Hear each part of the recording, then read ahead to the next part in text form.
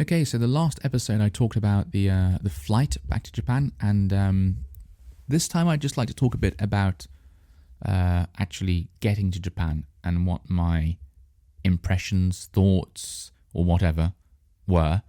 So we'd landed in Japan. I'd gone through all the security stuff. I was able to go through. I mean, normally you get split up. Well, you should get split up anyway. There's like a special queue for me to go down with my my special residence visa, and then if you're a Japanese citizen, you go into like a different queue. But they just let us all go. I think they could see we were a family, so we just all went through the same queue. And when I say queue, there wasn't really a queue. I'm talking like, I don't know, maybe like 3 people in front of us, or maybe 2. I can't remember. The poor people who come in on the tourist visas, the regular tourist visas. Now that's a queue. that queue looked about like between an hour to 2 hours long. So I was thankful I didn't have to queue up in that. I mean, queuing with a baby is not fun. But anyway, through security, everything's going fine.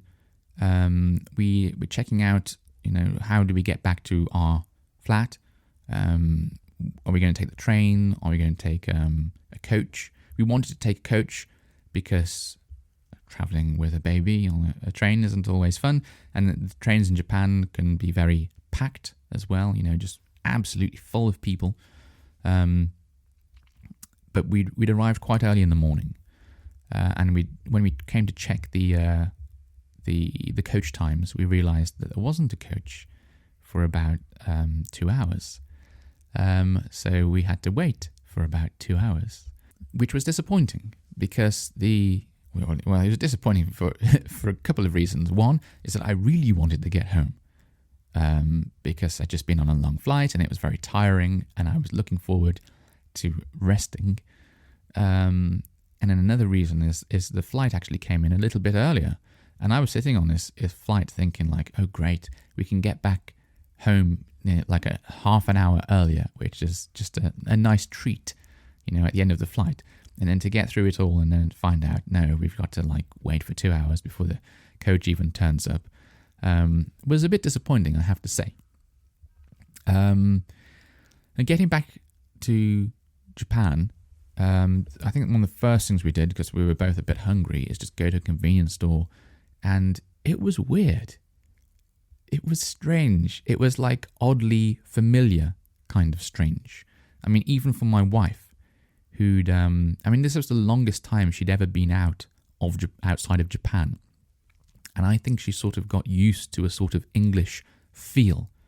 I don't know, like the feel of English culture and how different things feel. So we went into this convenience store, and compared to the convenience stores in England, it was incredibly small, really small, and incredibly small aisles. So there's something that happens, immediately when you get into this kind of small space. You just become suddenly very aware of your presence within this small space and the presence of other people.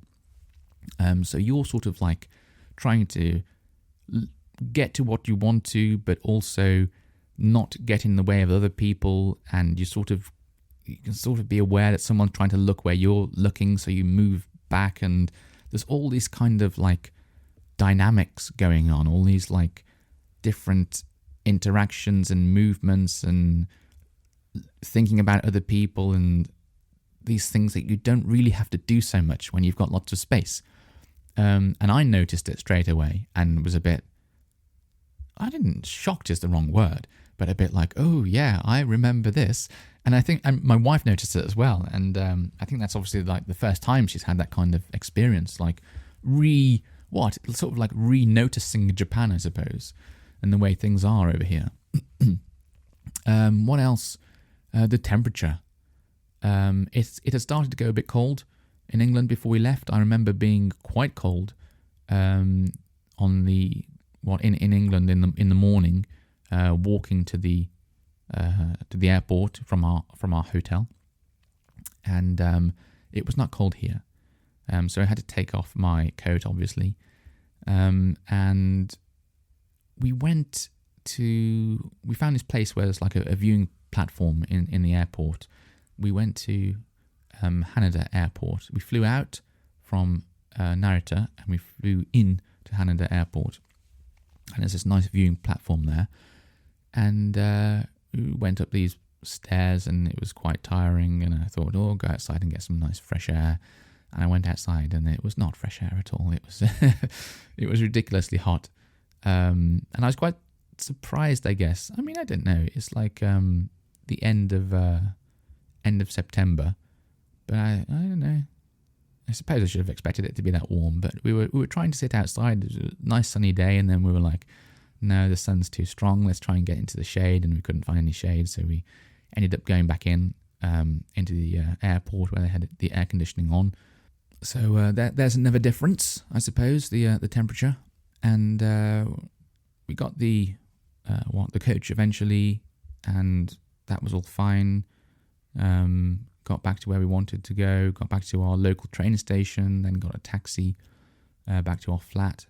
And I felt not too bad, to be honest. I felt tired, obviously, but not too bad. I thought, like, I mean, the weather was a little bit warm. We were a little bit hot. But considering the journey we just made, I thought I was doing rather well. And I felt fine. Well, you know, fine, all things considered. Which is why it was a shock to me to find out that in the next couple of days, I think, I started to feel very unwell indeed.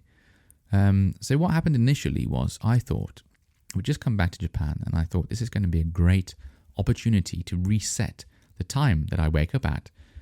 Because I think I'd normally been waking up at like 7 or 8 or something. And I really wanted to start waking up at 6 a.m., which is like my favorite time to wake up. So I thought, you know, the sleep patterns have been interrupted and everything like that. So this will be great. I'll just wake up at 6 a.m. next morning. That'll be easy to do. And that's exactly what I did. And then I went for a walk in the local park. And I quite enjoyed it, to be honest. I was walking around this park I hadn't been to for, 3 months or so. And looking around and thinking like, yeah, this is Japan. It's, I don't know, it was a weird feeling being back. It was like coming back to something incredibly familiar. This old sort of new way of life. And yeah, I enjoyed it. I was thinking, I wasn't sure how I was going to feel when coming back to Japan, to be honest, because I said I was quite happy to stay in England. But I think once you've fallen in love with a country, even if you're not particularly motivated to return, there's always going to be a part of you that ends up, happy to be back. So that was nice. But like I said, I started feeling unwell.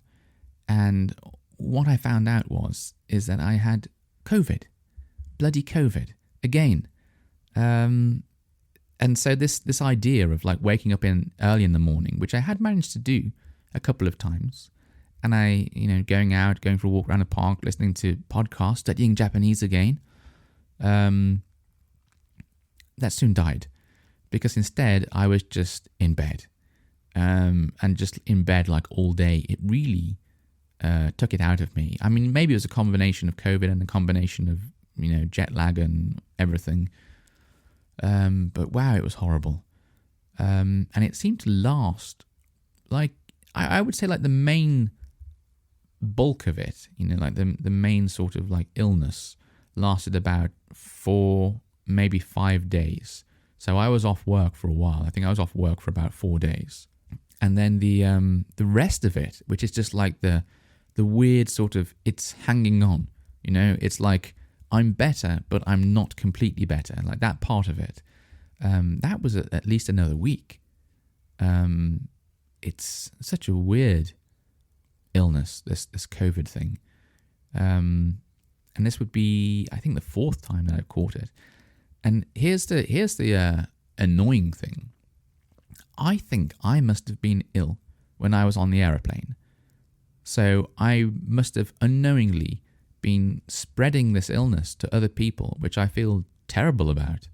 I went through all the checks that check your temperature and whatnot, and everything was fine. I felt fine, but I guess secretly this COVID must have been in my body. I mean, I have thought maybe I caught it on the plane from someone else who was suffering from it.